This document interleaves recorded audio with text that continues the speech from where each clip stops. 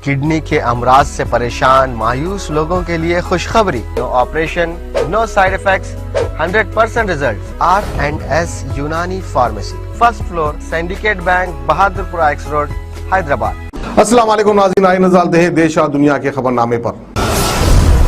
सच news के खबरनामे में आप सबका इस्तकबाल है। आज की सबसे बड़ी खबर आ रही है, कैप्टन अमरिंदर सिंह ने अपने हथियार डाल दिए हैं। सोनिया गांधी को उन्होंने फोन करके कहा है कि अगर ऐसे ही चलता रहा तो सीएम कुर्सी छोड़ दूंगा। पंजाब के मुख्यमंत्री अमरिंदर सिंह के खिलाफ 40 विधायकों के मोर्चा खोलने के बाद पार्टी ने सैटरडे को विधायक दल की बैठक बुलाई। ये बैठक शाम 5 बजे होनी है। वहीं कैप्टन अमरिंदर सिंह अपने खेमे के विधायकों के साथ दोपहर में 2 बजे बैठक करने जा रहे हैं। सोर्सेस के मुताबिक सीएम कैप्टन अमरिंदर सिंह ने सोनिया गांधी को फोन करके AICC द्वारा बिना उन्हें विश्वास में लिए कांग्रेस विधायक दल की बैठक बुलाए जाने पर ऐतराज दर्ज कराया है। उन्होंने कहा है कि अगर इसी तरह से पार्टी में उन्हें दरकिनार किया जाता रहा तो वो बतौर सीएम बने रहने के इच्छुक नहीं होंगे। वहीं सिद्धू खेमे की ओर से कैप्टन अमरिंदर सिंह के खिलाफ अविश्वास प्रस्ताव लाए जाने की चर्चा में है। वहीं सोर्सेस की अगर बात करें तो सोर्सेस के मुताबिक नाराज विधायक नवजोत सिंह सिद्धू या सुनील जाखड़ का नाम बतौर अगले विधायक दल के नेता के तौर पर आगे बढ़ा सकते हैं। विधायक दल की बैठक में पंजाब कांग्रेस प्रभारी हरीश रावत शामिल होंगे। इसमें 2 केंद्रीय पर्यवेक्षक अजय माकन और हरीश चौधरी भी मौजूद रहेंगे।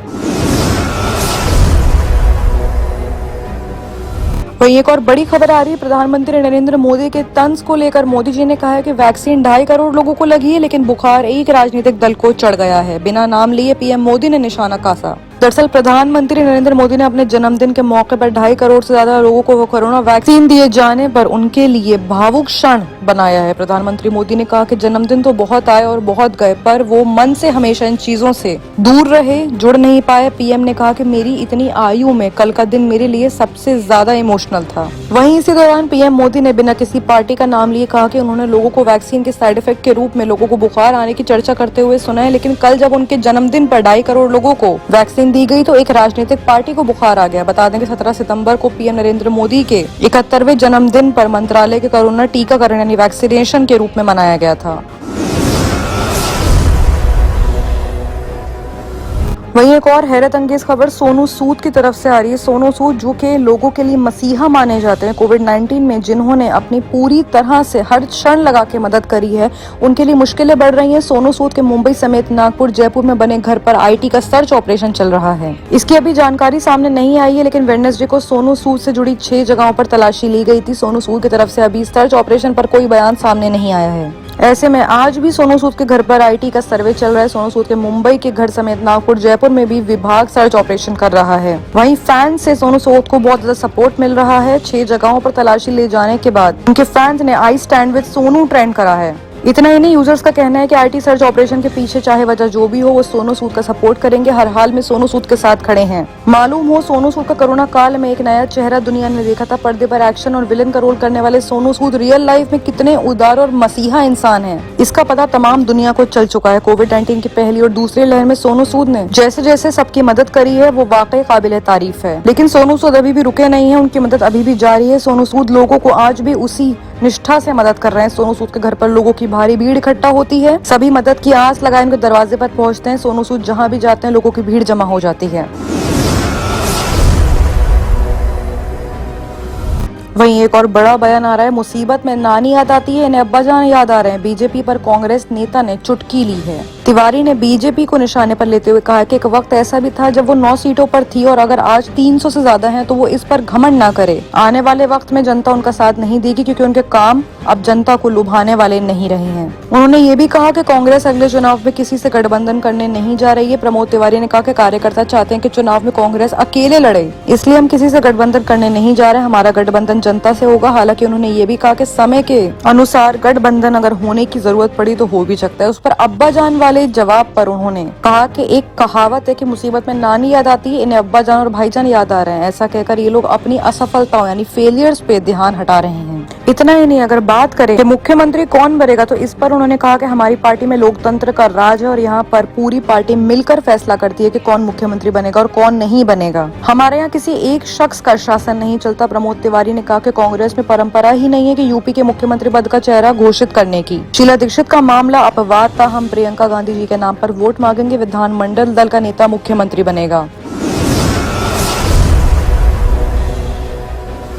और आइए बात करते हैं इंटरनेशनल खबरों की, जहां पे सबसे बड़ी खबर आ रही है सोमालिया से, जहां पर सोमालिया की राजधानी में मोगादिशु में आत्मघाती हमला हुआ है, जिसमें 10 लोगों की मौत हो गई। सोमालिया की राजधानी मोगादिशु में ट्यूसडे को एक सेल्फ सुसाइड बम विस्फोट हुआ, जिसमें 10 लोगों की मौत का मामला सामने आ रहा है। बताया जा रहा है कि एक शख्स ने अपने ऊपर बम पहनकर शिविर के पास चाय दुकान पर खड़ा हो गया और वहां पर खुद को उड़ा दिया।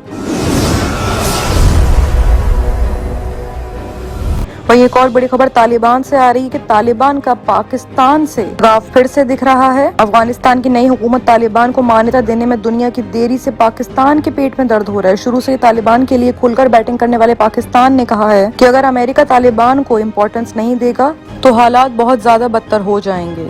पाकिस्तान प्रधानमंत्री इमरान खान ने कहा है कि अगर अमेरिका तालिबान के साथ बातचीत नहीं करता है, उसकी मान्यता पर रुख नहीं अपनाता है, तो इससे मुश्किलें और बढ़ेंगी। वहीं एक और खबर भी पाकिस्तान से आ रही है, जहां पर पाकिस्तान में 5 आतंकवादियों को 5-5 साल की कैद की सजा दी गई है। इसमें प्रतिबंध आतंकी संगठन तहरीक तालिबान पाकिस्तान से जुड़े आतंकवादी भी शामिल थे। आतंकवाद रोधी विभाग के एक अधिकारी ने कहा है कि दोषी ठहराए गए आतंकवादी मोहम्मद असलम, बशरत खान, मोहम्मद अली, नेजा अब्बास और आदिल अब्बास को इस साल की शुरुआत में पंजाब के सरगोदा तथा खुशाबू जिले से गिरफ्तार किया गया था। अदालत में उनके खिलाफ सबूत और गवाह पेश किए जाने के बाद उनको दोषी करार दे दिया गया और उनकी सजा को 5-5 साल के लिए कैद दे दी गई है। वहीं बात अगर अफगानिस्तान की करें तो अफगानिस्तान में तालिबान को निशाना बनाकर कई धमाकों में 3 लोगों की मौत का मामला सामने आ रहा है। जलालाबाद 18 सितंबर अफगानिस्तान के नगरहान प्रांत की राजधानी में तालिबान के ट्रांसपोर्ट को निशाना बनाकर किए गए 3 सिलसिलेवार धमाकों में कम से कम 3 लोगों की मौत का मामला सामने आ रहा है। वहीं 20 लोग घायल हो चुके हैं। जलालाबाद में सैटरडे को हुए हमले में अभी किसी ने जिम्मेदारी नहीं ली है, लेकिन पूर्वी अफगानिस्तान इस्लामिक स्टेट से जुड़े एक समूह का गढ़ है और वो अफगानिस्तान के नए तालिबान शासक के दुश्मन है। वहीं काबुल में सैटरडे को एक बम धमाके में 2 लोग घायल हो गए। ये भी साफ नहीं हुआ कि काबुल बम धमाके में किससे निशाना बनाया गया था। फिलहाल घायलों को अस्पताल पहुंचाने की तैयारी की जा रही है। बाकी की तमाम खबरों के लिए देखते रहिए सच न्यूज।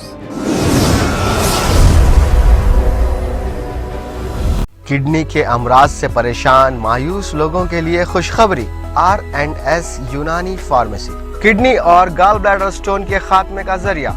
अब UNI स्टोन कैप्सूल्स के जरिए खात्मा कीजिए। No operation, no side effects, 100% result. सिर्फ UNI स्टोन कैप्सूल से मुस्तहिक लोगों के लिए खुसूसी रियायत। फिर से पथरी न होने का मुकम्मल इलाज, दर्द, कॉन्स्टिपेशन और पुराने कब्ज से निजात पाइए। आज ही तशरीफ लाएं। R&S Unani pharmacy, first floor, Syndicate Bank, Bahadurpura X road, Hyderabad. Contact 9703 939 436 9063 383760।